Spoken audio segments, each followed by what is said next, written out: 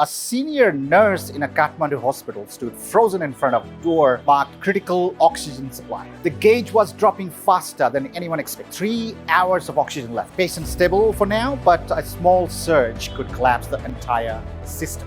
A school bus breaks down on the highway. No accident, no injury, a simple mechanical fault. But within minutes, parents start posting bus crash, children unsafe, school failing. One small issue becomes a public emergency, not because of what happened, but because what people believed happened. Here's the uncomfortable truth every leader must face. Crisis is never just an incident. Crisis is the incident plus perception multiplied by emotion. If your team faced tension right now, would they get clarity or confusion? If you had to act with only 60 to 70% information, you have the discipline to move. When emotions rise, do people borrow your calm or your stress? Do you exactly know the moment when leadership style must shift from discussion to direction? Most leaders don't fail because they lack intellect. They fail because pressure reveals habit they never train. In my research and in the field, one equation has consistently determined whether a crisis expands or settles. It's simple. Clarity times courage times consistency equals control. When any one of these drop to zero, leadership influence collapses instantly. A crisis does not create weakness. It simply exposes the weakness that was already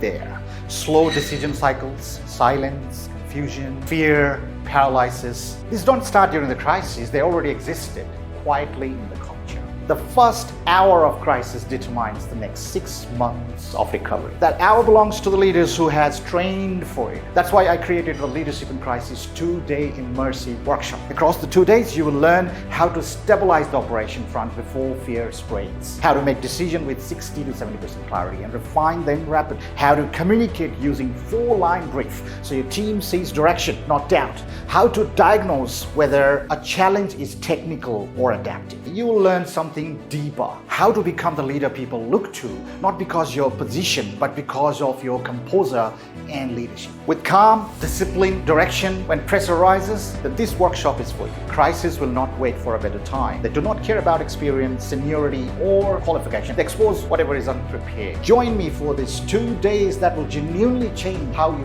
lead under pressure. Because when moment comes, and it always comes, your people deserves a leader who knows how to hold the ground while everyone else feels it's slipping. See you there.